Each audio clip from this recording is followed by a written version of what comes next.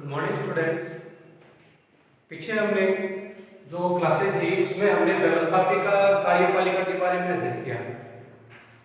यहाँ पर जो आपका इम्पोर्टेंट क्वेश्चन है उसके अकॉर्डिंग मैं एक क्वेश्चन और लेके आया हूँ जिसमें न्यायपालिका है आपकी। न्यायपालिका जो कि अभी जो आपका एग्जाम नहीं हुआ है उससे संबंधित इम्पोर्टेंट क्वेश्चन है। तो न्यायपालिका जो संसद का तीसरा अंग है, हमने दो अंगों के बारे में अध्ययन कर लिया है, व्यवस्थापिका और कार्यपालिका के बारे में। अब जो तीसरा संसद का जो तीसरा अंग है वो है न्यायपालिका। अब न्यायपालिका की व्यवस्था भारतीय संविधान के अकॉर्डिंग किस प्रकार की गई है वो हम इन टॉपिकों के ऊपर चर्चा करेंगे। तो सबसे पहले ये देखा गया है कि भारतीय संविधान के जितने भी कार्य हैं वो अनुच्छेद के अनुसार किए जाते हैं।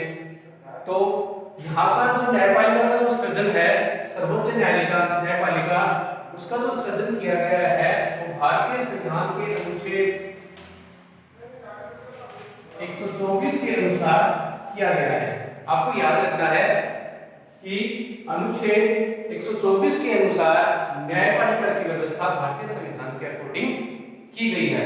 अब इसके अंदर सबसे पहले पॉइंट आता है सर्वोच्च न्यायालय में। हम यहाँ पर उच्च न्यायालय की बात नहीं कर रहे हैं, सर्वोच्च न्यायालय की बात कर रहे हैं। उच्च न्यायालय राज्यों के अंदर आते हैं क्योंकि भारत की जो व्यवस्था है वो संघात्मक शासन व्यवस्था है। उसके अकॉर्डिंग सभी राज्यों के अंदर अपने पर्सनल न्यायालय होते हैं, उसके निचले स्तर के भी न्यायालय होते हैं।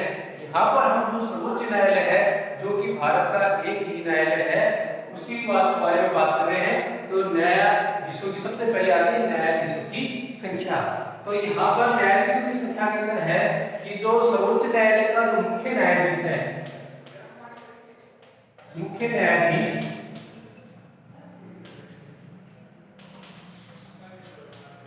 मुख्य न्यायाधीश जो है वो एक होगा और इसके साथ कार्य करने वाले अन्य न्यायाधीश है उनकी जो संख्या होगी, अन्य न्यायाधीशों की संख्या होगी 7, यानी कि वो 7 होंगे। अन्य न्यायाधीशों की संख्या 7 होंगे। इसके अलावा पूरे मतलब भारतवर्ष की हम बात करें तो 2008 के अकॉर्डिंग न्यायाधीशों की संख्या तो बढ़ोतरी की गई है, जो अधिकतम संख्या उनकी 31 रखी गई है। अब इनकी व्यवस्था इस प्रकार से है कि मुख्य न्यायाधीश की जो नियुक्ति है वो राष्ट्रपति के द्वारा की जाती है और इनके जो वेतन जो भत्ते हैं वो संसद के द्वारा निर्धारित किए जाते हैं। तो यहाँ पर हम क्या है मुख्य न्यायाधीश और अन्य न्यायाधीशों की संख्या के बारे में बात करें तो एक मुख्य न्यायाधीश होगा और अन्य 7 न्यायाधीश होंगे। 2008 के अकॉर्डिंग अधिकतम जो न्यायाधीशों की जो संख्या है वो 31 पूरे भारतवर्ष के लिए रखी गई है। अब इनकी योग्यताएं हैं, योग्यताओं से संबंधित ये सबसे पहले हमको मैंने बताया था कि लोकसभा है, राज्यसभा है या अन्य विधानसभाएं हैं, उनसे संबंधित जितनी भी योग्यता रखी गई है उसमें सबसे पहले मुख्य पॉइंट आया है कि वह है भारत का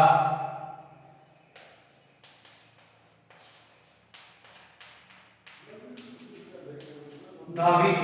सबसे पहले ये होना चाहिए कि वो भारत का नागरिक, वरना देश का नहीं, भारत का, भारत की बात करें, भारत के न्यायालय की बात करें तो वो भारत का नागरिक हो। नंबर 2, वह उच्च न्यायालय या अन्य न्यायालय है या एक से अधिक यानी कि 2 न्यायालयों में कम से कम 5 वर्ष के लिए न्यायाधीश, मुख्य न्यायाधीश बोल सकते हैं या न्यायाधीश है वह 5 वर्ष के लिए वहां पर वो मुख्य न्यायाधीश या न्यायाधीश के रूप में कार्य कर चुका हो। या नंबर 3 कि वह जो न्यायालय है उनमें कम से कम 10 वर्ष के लिए अधिवक्ता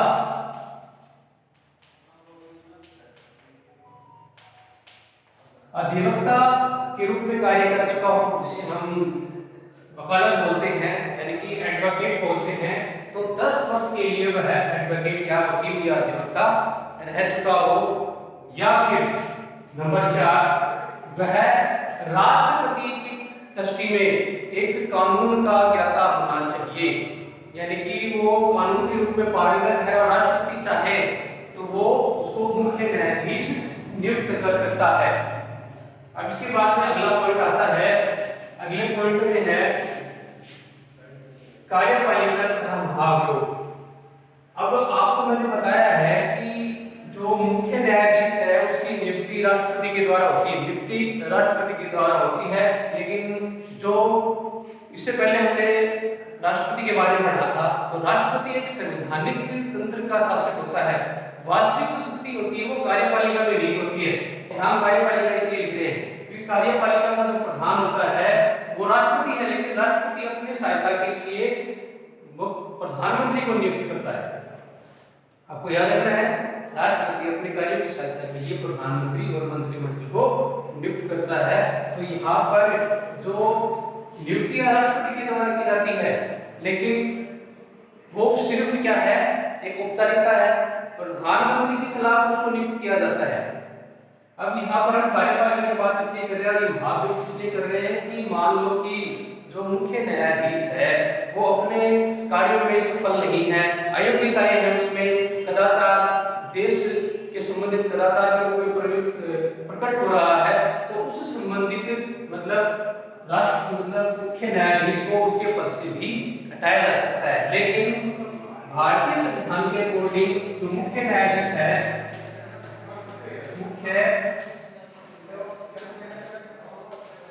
मुख्य न्यायाधीश है उसको उसकी जो सेवा संबंधी जो उम्र है यानी कि वर्ष है वह है 65 वर्ष। वह 65 वर्ष तक अपने पद पर कार्य कर सकता है। 65 वर्ष तक वह अपने पद पर कार्य कर सकता है और वो अपनी इच्छा से समय पूर्व भी सेवानिवृत्त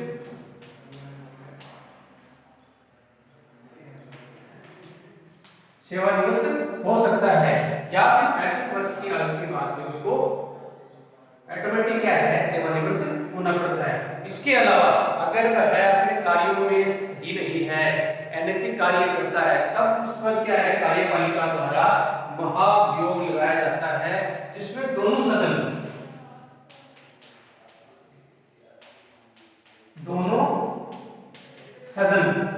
पृथक रूप से 2/3 बहुमत के द्वारा महाभियोग प्रस्ताव पारित करके और मुख्य न्यायाधीश को उसके पद से हटाया भी जा सकता है। तो ये है कार्यपालिका महाभियोग संबंधित व्यवस्था। अब इसके बाद में आते हैं वेतन व भत्ते। भारतीय संविधान के अकॉर्डिंग जितने भी जो प्रशासनिक अधिकारी हैं उनके जो वेतन व भत्ते हैं वो संसद के द्वारा या संसद की निधि द्वारा निश्चित किए जाते हैं और समय समय पर उनका संशोधन होता रहता है। तो यहाँ पर हम मुख्य न्यायाधीश की बात कर रहे हैं और अन्य न्यायाधीशों की बात कर रहे हैं। तो भारत का मुख्य न्यायाधीश एक ही होता है, उसका जो वेतन है वह 1 लाख रुपए निर्धारित किए गए हैं। और अन्य न्यायाधीश हमने बात की थी कि 7 अन्य न्यायाधीश भी होते हैं, वो उनकी जो वेतन है वह 90,000 रुपए मासिक सैलरी या तनख्वाह की निश्चित की गई है। और इसके अलावा जो अन्य भत्ते हैं वो संसद द्वारा समय समय पर संशोधित करते हुए उनको अन्य भत्ते भी प्राप्त होते हैं। तो ये है उनकी मतलब सुविधाएं, यानी ये तो उनकी होगी जो मासिक वेतन है वो है और अन्य सुविधा भी उपलब्ध होती है। अब इसके बाद में आता है नंबर 5 पॉइंट उन्मुखियां। उन्मुखियों संबंधित ये है कि यह मुख्य न्यायाधीश संबंधित या उच्च न्यायालय है वह किसी भी प्रकार की आलोचना संबंधित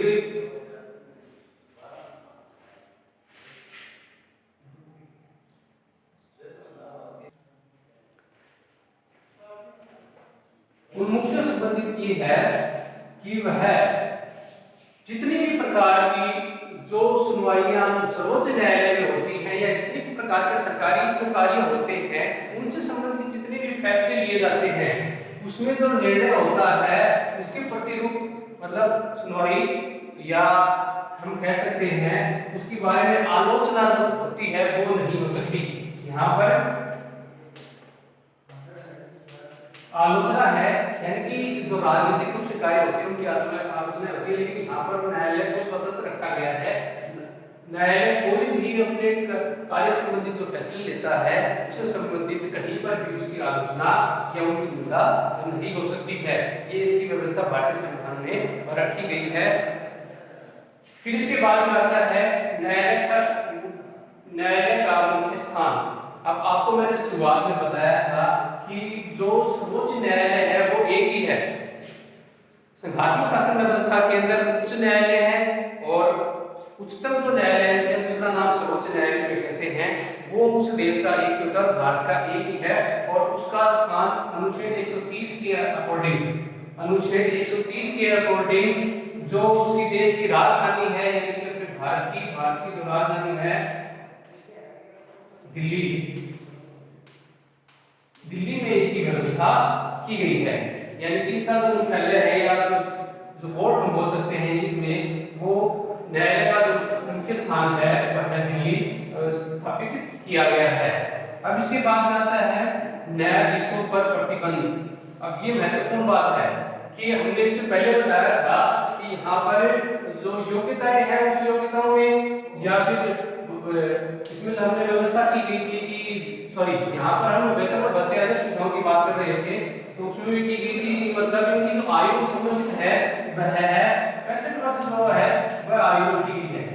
तो 65 वर्ष के बाद वो सेवानिवृत्त हो जाते हैं। तो यहाँ पर कोई चीज ऐसी है कि न्यायाधीश जब सेवानिवृत्त हो जाता है, मुख्य न्यायाधीश जब सेवानिवृत्त हो जाता है तो वह किसी अन्य न्यायालयों में रिटायरमेंट के बाद में वह अन्य न्यायालयों में वकालत से संबंधित कोई भी कार्य या न्यायालय से संबंधित अधिवक्ता संबंधित कोई भी न्यायालय में कार्य नहीं करेगा। वहां पर उस पर प्रतिबंध होगा कि वो एक बार सेवानिवृत्त हो गया है तो वो किसी भी अन्य न्यायालय में प्राइवेट या प्रैक्टिस नहीं कर सकता है।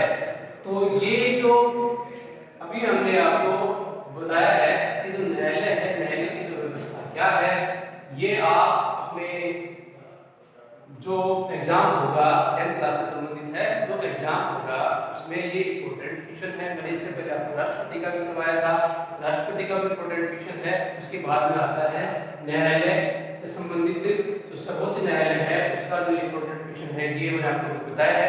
इसकी कार्य शक्तियां हैं वो हम अगले पीरियड के अगले हम वीडियो के अंदर आपको बताएंगे। तो यहाँ तक आप उसकी अच्छी तरह से स्टडी कर ले, क्योंकि आपका ये इम्पोर्टेंट क्वेश्चन है जो 7 नंबर का बनता है। मैंने इससे पहले आपको एक चीज जो है बताई नहीं कि मुख्य न्याय मंत्री है, प्रधानमंत्री है और जो मुख्य न्याय मंत्री है, मुख्यमंत्री है या मंत्रिमंडल है, उससे संबंधित मैंने आपको नहीं बताया, क्योंकि वो आपका जो पिछली जो एग्जाम है उसमें वो आ चुका है।